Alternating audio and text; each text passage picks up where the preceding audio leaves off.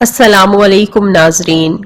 انسانوں، جنوں اور دیگر مخلوقات کی طرح فرشتے بھی اللہ کی مخلوق ہیں۔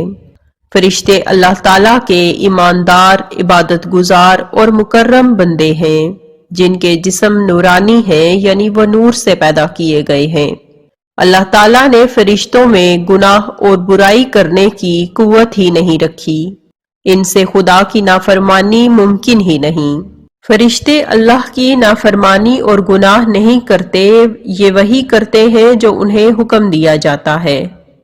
فرشتے نہ کھاتے ہیں نہ پیتے ہیں، خدا کی عبادت اور بندگی ان کی غذا ہے۔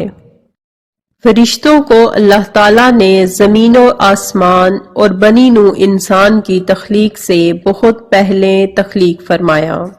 اللہ تعالیٰ نے مختلف کاموں کے لیے فرشتوں کو بنایا اور وہ زمین و آسمان میں بے شمار کاموں پر مقرر ہیں۔ بعض فرشتوں کو اللہ نے صرف اپنی حمد و ثنا کے لیے پیدا فرمایا ہے اور وہ ہر وقت اللہ کی عبادت میں مصروف رہتے ہیں۔ حضور اکرم صلی اللہ علیہ وسلم نے فرمایا، خانہ کعبہ کے عین اوپر بیت المعمور ہے جو کہ فرشتوں کا کعبہ ہے۔ ہر روز 70,000 فرشتے اس کا طواف کرتے ہیں اور پھر ان کی باری قیامت تک نہیں آتی۔ اس سے یہ ظاہر ہوتا ہے کہ فرشتوں کی تعداد بے شمار ہے۔ اس کے علاوہ اللہ نے انسان کی حفاظت پر بھی فرشتوں کو مقرر کر رکھا ہے۔ فرمان الہی ہے کہ ہر شخص کے آگے اور پیچھے وہ نگہبان فرشتے ہیں جو اللہ کے حکم سے باری باری اس کی حفاظت کرتے ہیں۔ فرشتوں کی تعداد کتنی ہے اس کے بارے میں کوئی تفصیل نہیں ملتی۔ نبی کریم صلی اللہ علیہ وسلم نے فرمایا، تیرے رب کے لشکروں کو اس کے سوا کوئی نہیں جانتا۔ بعض احادیث سے معلوم ہوتا ہے کہ فرشتوں کی تعداد بہت زیادہ ہے، بلکہ جنوں اور انسانوں سے بھی زیادہ۔ سیدنا ابو ذر رضی اللہ تعالی عنہ سے مروی ہے کہ نبی کریم صلی اللہ علیہ وسلم نے فرمایا، آسمانوں میں کہیں 4 انگلیاں جگہ بھی ایسی نہیں جہاں کوئی نہ کوئی فرشتہ سجدہ ریز نہ ہو۔ سیدنا عبداللہ بن مسعود رضی اللہ تعالی عنہ سے مروی ہے کہ رسول اللہ صلی اللہ علیہ وسلم نے فرمایا، قیامت کے روز جہنم کو اس حال میں لایا جائے گا کہ اس کی 70 لگامیں ہوں گی اور ہر لگام کے ساتھ 70,000 فرشتے ہوں گے جو اسے کھینچ کر لا رہے ہوں گے۔ فرشتوں میں بعض کے 2 پر ہیں اور بعض کے 600 پر ہیں۔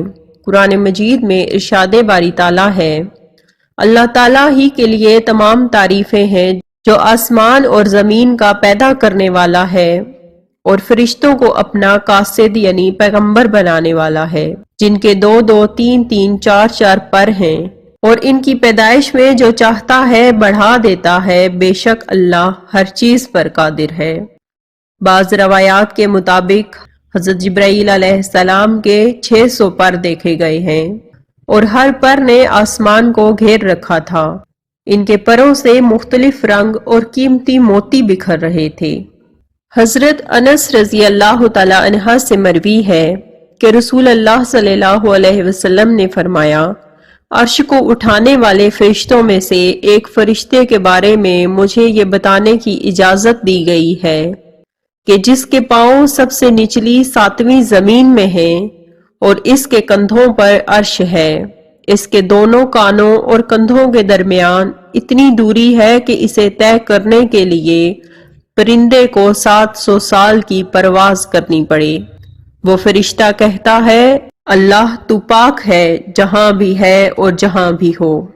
فرشتے اپنی اصلی شکل و صورت کے علاوہ کسی دوسری شکل کو بھی اختیار کر سکتے ہیں، جیسا کہ حضرت جبرائیل علیہ السلام نبی کریم صلی اللہ علیہ وسلم کے پاس زیادہ تر انسانی شکل میں آیا کرتے تھے اور اللہ کا پیغام آپ صلی اللہ علیہ وسلم تک پہنچایا کرتے تھے۔ حضرت جبرائیل علیہ السلام اکثر اوقات صحابی رسول صلی اللہ علیہ وسلم حضرت داعیہ کلبی رضی اللہ تعالی عنہ کی شکل میں تشریف لایا کرتے تھے۔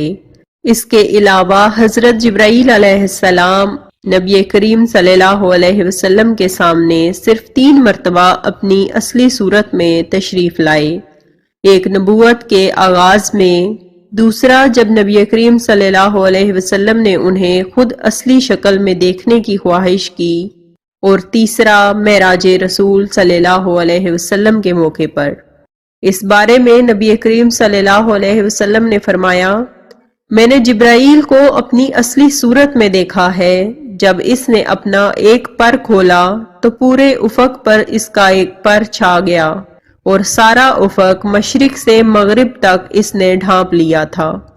بخاری شریف کے مطابق نبی کریم صلی اللہ علیہ وسلم نے فرمایا، میں نے جبرائیل کو اس کی اصلی صورت میں دیکھا ہے، اور اس کے 600 پر تھے، اور اس نے پورے آسمان کو ڈھانپ لیا تھا، اور ان پروں سے قیمتی موتی بکھر رہے تھے، اور وہ اپنے تخت پر بیٹھے تھے جو اللہ نے انہیں عطا فرمایا ہے، اور فرمایا ان کے پاؤں پر ایک موتی ہے جو کہ یوں معلوم ہوتا تھا کہ گویا سبزے پر شبنم کا قطرہ پڑا ہو۔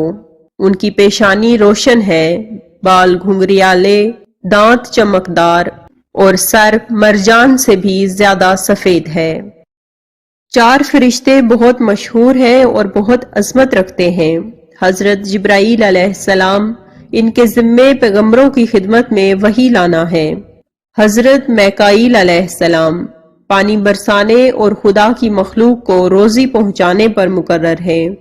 حضرت اسرافیل علیہ السلام، جو کہ قیامت کے روز بحکم الہی سور پھونکیں گے، جس کے بعد قیامت قائم ہوگی۔ حضرت اسرائیل علیہ السلام، جنہیں روح قبض کرنے یعنی لوگوں کی جان نکالنے کی خدمت سپرد کی گئی ہے، اور بے شمار فرشتے ان کی ماتحتی میں کام کرتے ہیں۔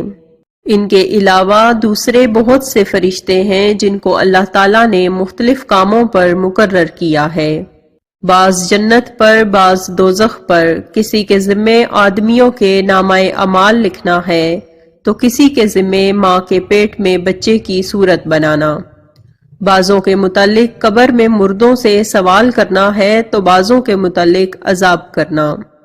کوئی دربار رسول میں حاضری پر مقرر ہے، اور کوئی مسلمانوں کے درود و سلام حضور صلی اللہ علیہ وسلم کی بارگاہ میں پہنچاتا ہے، اور کوئی ذکر خیر کی مجلسوں میں حاضری دیتا ہے۔